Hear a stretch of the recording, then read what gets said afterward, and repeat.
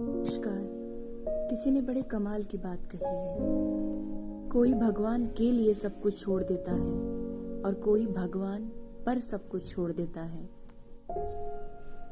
ये कहानी माधव दास जी की है। जगन्नाथपुरी में रहते थे और उनकी भक्ति के चर्चे पूरी दुनिया में फैल चुके थे कि वो इतनी ज्यादा भक्ति करते थे।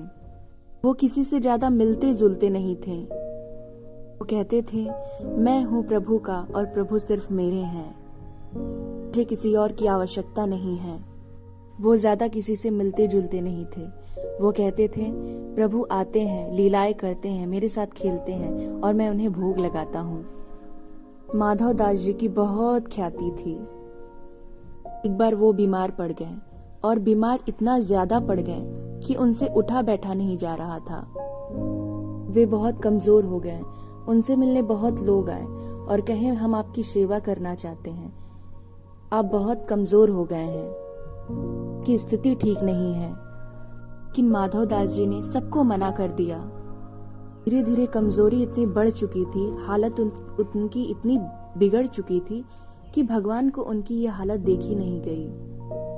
कहते हैं, भगवान सेवक बनकर के माधव दास जी की सेवा करने आए। माधव दास जी उस हालात में नहीं थे कि उन्हें समझ में आए कि कौन उनकी मदद कर रहा है। भगवान उन्हें उठाते, बैठाते, नहलाते और उनका ख्याल रखते, उनके लिए भोजन का प्रबंध करते, उनकी सेवा करते।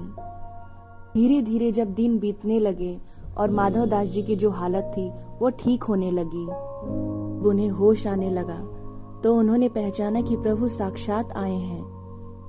माधव दास जी ने कहा, प्रभु आप चले आए, ऐसी भी क्या आवश्यकता थी।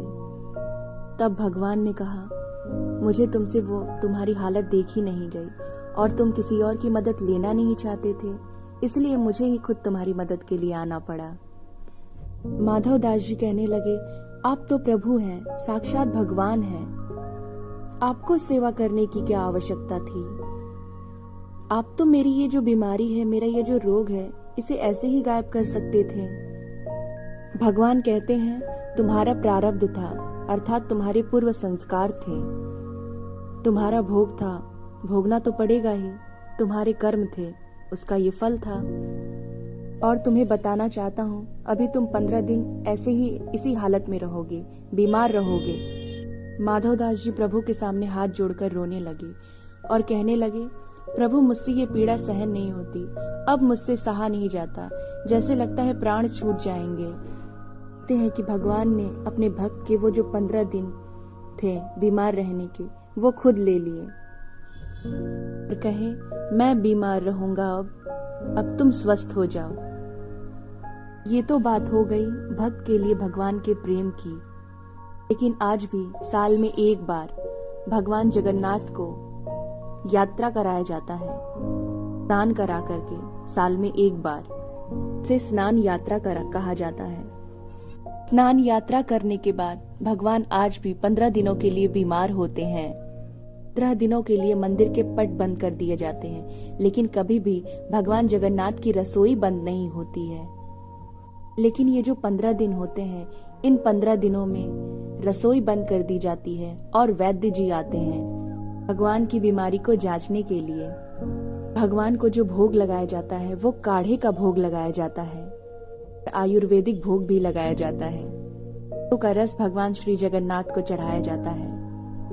इससे पहले उन्हें मीठा दूध अर्पित किया जाता है। जगन्नाथ बीमार हो गए, 15 दिनों के लिए आराम करते हैं प्रभु, और आराम के लिए मंदिर के पट बंद कर दिए जाते हैं, की सेवा की जाती है ताकि प्रभु जल्दी स्वस्थ हो जाएं।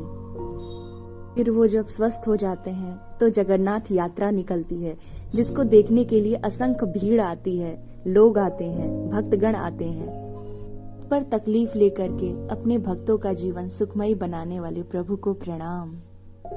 अगर आपकी भक्ति में शक्ति है तो वो आएंगे भी, आपकी मदद भी करेंगे और अपना प्रेम आप तक पहुंचाएंगे। अगर आपको हमारी इस कहानी से कोई सीख मिली हो तो जरूर कमेंट करें।